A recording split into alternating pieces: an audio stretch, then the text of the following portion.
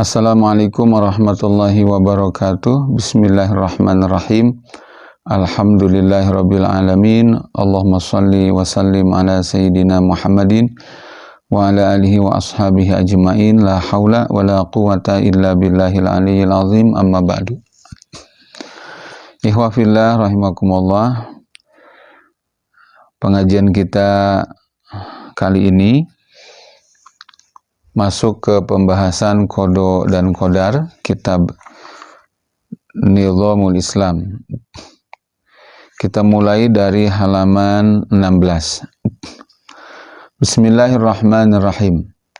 Laqad akhadat mas'alatul qada'i wal qadar dawran haman fil madhahibil islamiyah. Pembahasan seputar qada dan qadar telah menyita perhatian yang dalam ya di antara madhab-madhab Islam. Wa kana li ahli sunnah ra'yun yatalakhasu fi anna al-insana lahu kasbun ikhtiyariyun fi af'alihi wa huwa yuhasabu ala hadzal kasbi al-ikhtiyari. Madhab pertama versi ahlu sunnah wal jamaah punya kesimpulan bahwa manusia itu memiliki kemampuan dari Allah Ta'ala, kemampuan untuk memilih suatu perbuatan. Oleh karenanya maka dia dihisab atas pilihannya. Kalau baik pilihannya maka dihisab dan dibalas dengan pahala. Kalau buruk pilihannya maka dihisab dan dibalas dengan dosa dan siksa. Satu. Yang kedua, walil mu'tazilati ra'yun yatalakhasu fi annal insana huwa alladhi yahluku af'alahu bi nafsihi wa huwa yuhasabu 'alaiha li'annahu huwa alladhi awjadaha. Madhab Mu'tazilah nih punya pendapat bahwa manusialah yang menciptakan perbuatannya sendiri, ya, menafikan peran serta Allah di dalamnya. Oleh karena itu maka menurut madhab Mu'tazilah manusia dihisab dan dibalas berdasarkan perbuatannya yang dia ciptakan sendiri itu. Kalau baik dibalas dengan pahala, kalau buruk dibalas dengan siksa. Ya, lantas apa bedanya dengan yang Mu'tazilah tadi? Jadi kalau Mu'tazilah itu pendapatnya adalah manusia yang memilih, manusia yang menciptakan perbuatan. Kalau ahlu sunnah, manusia yang memilih, tapi perbuatan itu bukan diciptakan oleh manusia. Itu ya. Yang ketiga, walil jabariyati fiha ra'yun yatalakhasu fi anna Allah Ta'ala huwa alladhi yakhluqul abda wa yakhluqu af'alah. Madhab Jabariyah nih, mereka punya kesimpulan bahwa Allah Subhanahu wa Ta'ala lah yang menciptakan yang menciptakan manusia dan semua perbuatannya. Walidzalika kana al-'abdu mujbarun ala fi'lih wa laysa mukhayyaran. Kata mereka, manusia itu perbuatan apa saja pun dipaksa oleh Allah, tidak memiliki kemampuan sedikit pun untuk memilih, ya, memilih baik atau buruk, tidak, dipaksa oleh Allah gitu. Ini versi mereka. Nah, selanjutnya wal mudakkik fi mas'alatil qada wal qadar yajidu anna diqqatal bahsi fiha tujibu ma'rifatal asas alladhi yanbani alaihi al-bahsu. Bagi seorang peneliti terkait masalah qada qadar, dia akan mendapatkan satu kesimpulan bahwa membahas qada dan qadar wajib mengetahui asas, ya, asas, landasan gitu untuk membahasnya. Wa hadzal asas laysa huwa fi'lal abdi min kaunihi alladhi yakhluquhu amillahu ta'ala. Dan asas pembahasan qada qadar ternyata bukan soal perbuatan hamba itu diciptakan oleh hamba, oleh makhluk atau oleh Allah. Bukan, ya. Jangan jadikan itu sebagai landasan pembahasan qada dan qadar. Nanti nggak nyambung. Walaysa huwa ilmullahi ta'ala min kaunihi ya'lamu annal abda sayaf'alu kadza wa yuhitu ilmuhu bihi. Dan juga tidak boleh membahas qada qadar dengan menggunakan landasan ilmu Allah, dalam pengertian Allah Ta'ala mengetahui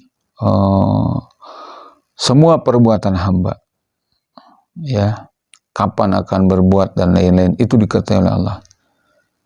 Ingat, ini tidak boleh dijadikan landasan membahas qada qadar, nanti tidak nyambung. Kenapa? Kita ikutin pembahasannya, sabar ya. Walaysa huwa iradatullahi ta'ala min anna iradatahu ta'allaqat bi fi'lil abdi fa huwa la budda mawjudun bihadil iradat. Yang ketiga, tidak boleh menjadikan landasan pembahasan qada qadar kepada iradat Allah, dalam pengertian bahwa iradat Allah itu, kehendak Allah itu mengikat semua perbuatan hamba. Maka apa yang dikehendaki oleh Allah pasti terjadi, ya. Lagi-lagi diingatkan, jangan jadikan ini sebagai landasan untuk membahas qada qadar. Kenapa? Ikuti pembahasannya, yang sabar, ya. Kemudian berikutnya adalah walaysa huwa kaunal hadzal fi'li lil abdi maktuban fil lauhil mahfuz fala budda min ay yaquma bihi wifqa ma huwa maktub.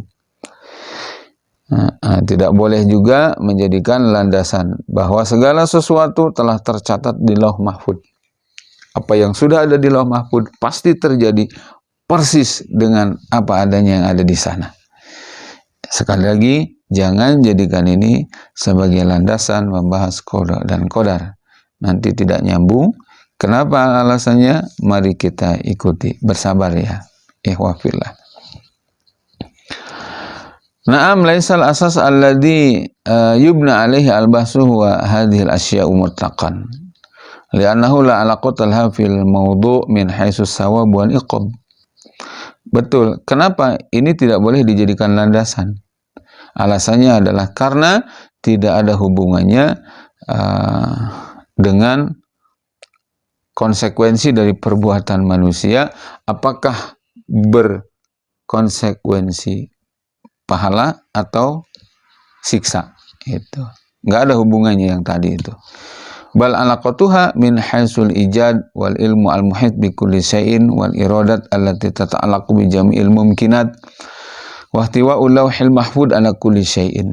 Jadi hubungannya yang tadi itu adalah menegaskan kepada kita sesuatu yang harus diimani, bahwa Allah yang mewujudkan, ilmu Allah meliputi segala sesuatu, kehendak Allah itu mengikat semua peristiwa, kemudian Lauh Mahfuz menjangkau, mencatat segala sesuatu yang ada. Itu aja. Nah, wahadil alaqah mawdu'un akhar munfasilun an mawdu'il isabati al-fi'li wal iqabi alaihi. Nah, perkara ini adalah perkara yang pembahasannya harus dipisah dari pembahasan qada dan qadar. Karena apa? Karena qada dan qadar itu pembahasannya adalah maudhu'nya itu apakah dari yang terjadi terhadap manusia itu berdampak pahala, ya, atau berdampak dosa, berdampak ketaatan berbuah pahala, atau kemaksiatan pelanggaran yang berbuah dengan siksa, seperti itu. Ini maudhu'nya gitu ya. Jadi sekali lagi hanya diingatkan, pembahasannya harus dipisah. Bukan berarti wah berarti tidak mengimani Lauh Mahfuz, tidak mengimani bahwa perbuatan manusia diciptakan oleh Allah, berarti tidak mengimani iradat Allah. Bukan ya. Sekali lagi, perkara ini adalah perkara yang wajib diimani, betul seperti itu adanya, tetapi harus dipisah dari pembahasan qada dan qadar. Itu masalahnya. Bismillahirrahmanirrahim.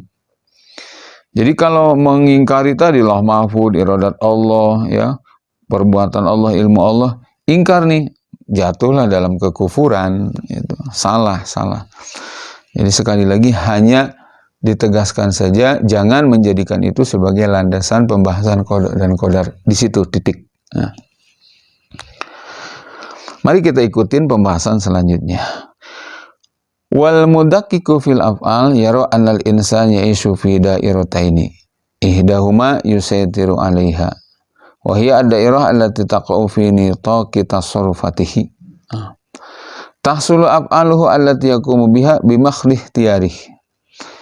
Seseorang yang melakukan penelitian dengan seksama maka akan mendapati ya perbuatan-perbuatan atau peristiwa itu akan mendapatkan kesimpulan ya terhadap segala sesuatu yang terjadi. Maka manusia itu hidup di dalam dua area, di dua zona. Satu, area yang dikuasai oleh manusia, zona yang dikuasai oleh manusia. Maksudnya semua perbuatan manusia itu murni berdasarkan pilihan dia, tidak dipaksa. Jadi dia punya keinginan, punya kecondongan, punya kehendak, dan akhirnya memilih dan melakukan gitu. Itu satu. Kemudian wal ukhra tusaytiru alaih wa hiya ad-dairah allati yaqa'u huwa fi nitaqiha wa taqa'u dimna hadhihi ad-dairah al-af'alu allati la dahla lahu biha. Nah, yang kedua, ada peristiwa yang terjadi dan dalam peristiwa ini manusia betul-betul dipaksa. Dia tidak punya keinginan atas peristiwa itu, atas perbuatan itu, atas kejadian itu.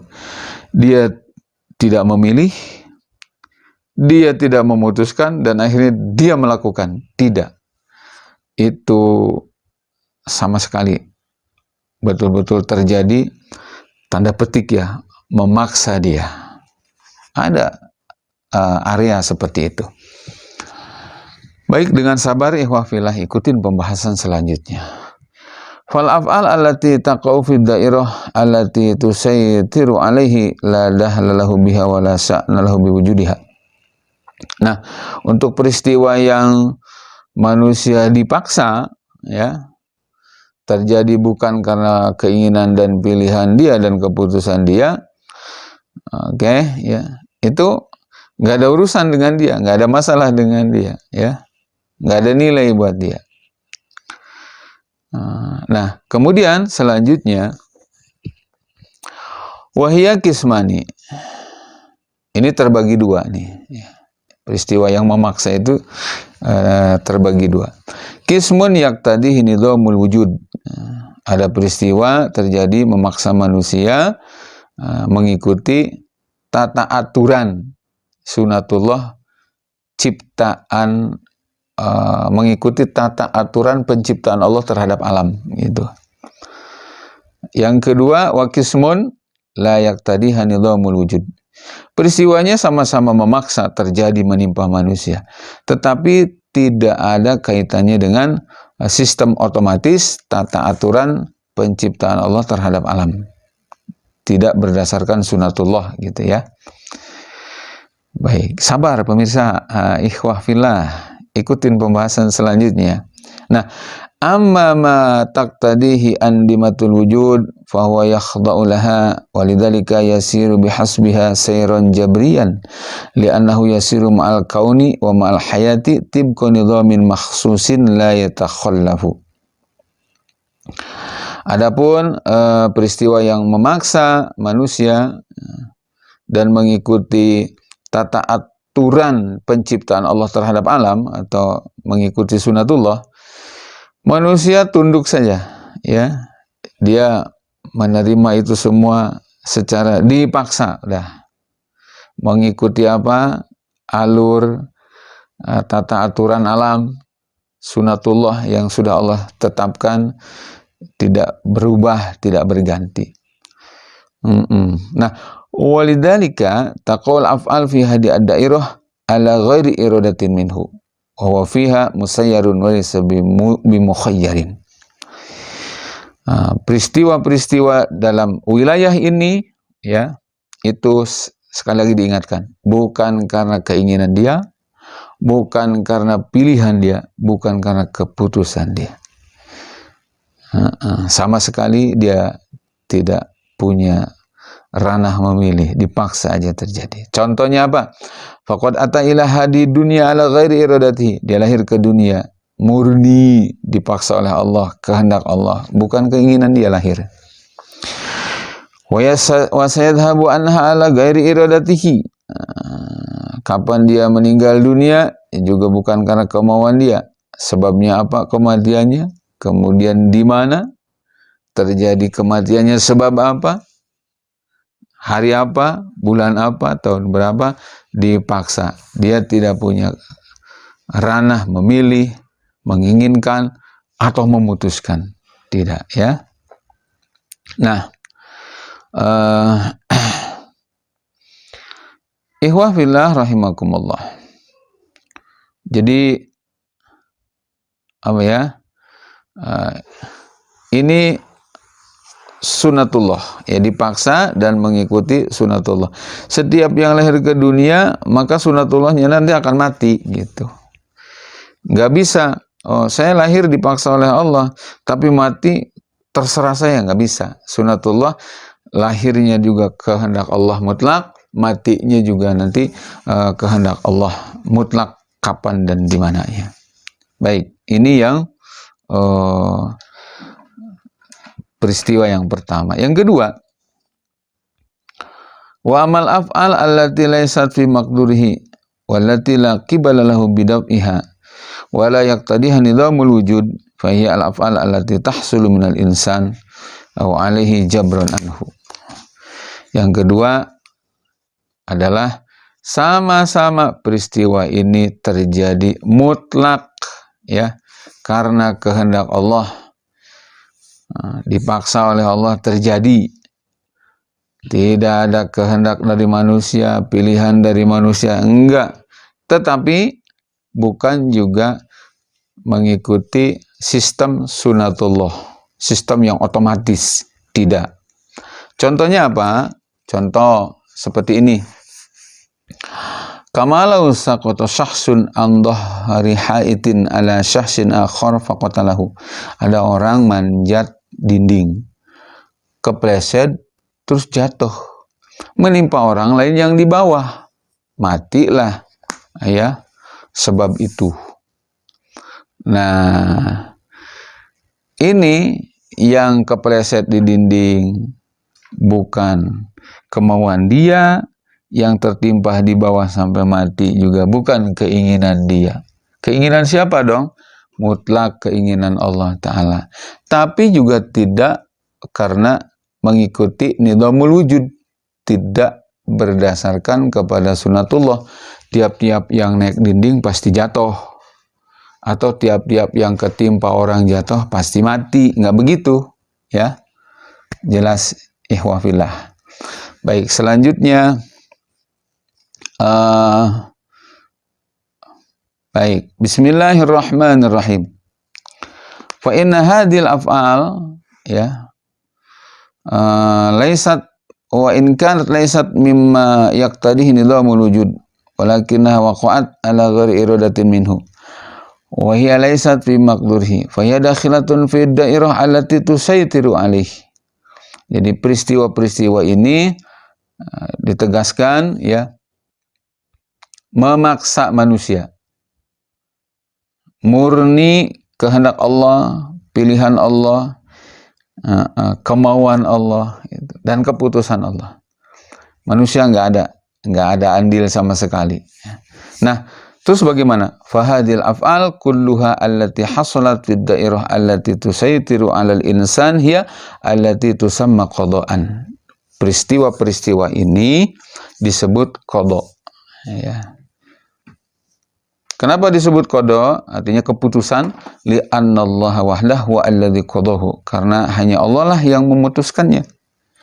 Satu itu. Yang kedua, walidzalika la yuhasabul abdu ala hadhil af'al mahma kana fiha min naf'in aw dhurrin aw hubbin aw karahiyatin binisbati ilal insan. Yang kedua, peristiwa-peristiwa ini tidak menyebabkan manusia akan dihisab dan disiksa. Ya.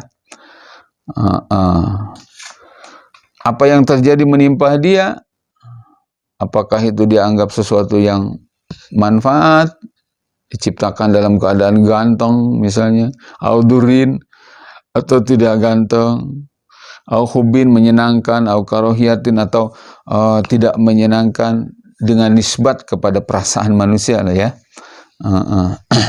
Ini adalah murni keputusan Allah. Dan hanya Allah ya yang alladzi ya'lamu as-sirra wa asy-syarra wal khair fi hadhil af'al. Hanya Allah yang mengetahui di balik itu semua apakah punya mengandung makna keburukan ataukah kebaikan. Karena manusia tidak andil sama sekali di dalamnya. Terus yang ketiga, apa yang harus dilakukan? Wa 'alal insan ay yu'mina bihadzal qada wa annahu minallahi subhanahu wa ta'ala. Wajib bagi setiap manusia, ini yang keempat nih, untuk beriman terhadap keputusan Allah dan meyakininya keputusan yang baik ataupun yang buruk, yang menurut dia menyenangkan ataupun menyedihkan, menggembirakan atau tidak menggembirakan, itu semuanya datang dari Allah Subhanahu wa ta'ala. Dan hanya Allah yang tahu hikmah di balik itu semua ada apa, ya. Kita tugasnya adalah kalau keputusannya dari Allah itu berupa sesuatu yang menyenangkan, alhamdulillah, sambil kita iman ini dari Allah. Atau misalnya keputusan itu sesuatu yang menyedihkan, yang menurut hitung-hitungan akal manusia ini rugi, menyakitkan, ya tinggal apa? Yakini bahwa itu adalah keputusan Allah. Tugasnya adalah sabar. Ini bagian dari keputusan Allah Ta'ala. Insya Allah nanti dengan sikap yang benar seperti ini, Allah yang akan memberikan nilai. Boleh jadi dalam sesuatu yang menyedihkan, itu pahalanya besar. Boleh jadi dalam sesuatu yang menurut dia menyenangkan, tapi karena lupa untuk bersyukur, akhirnya ternyata berbuah keburukan. Itu saja pemirsa ikhwah fillah rahimakumullah. Demikianlah pembahasan seputar al-qadha. Insyaallah berikutnya akan kita lanjutkan ke pembahasan al-qadar. Semoga menjadi ilmu yang manfaat. Terima kasih dan mohon maaf. Wallahu a'lam bishawab. Assalamualaikum warahmatullahi wabarakatuh.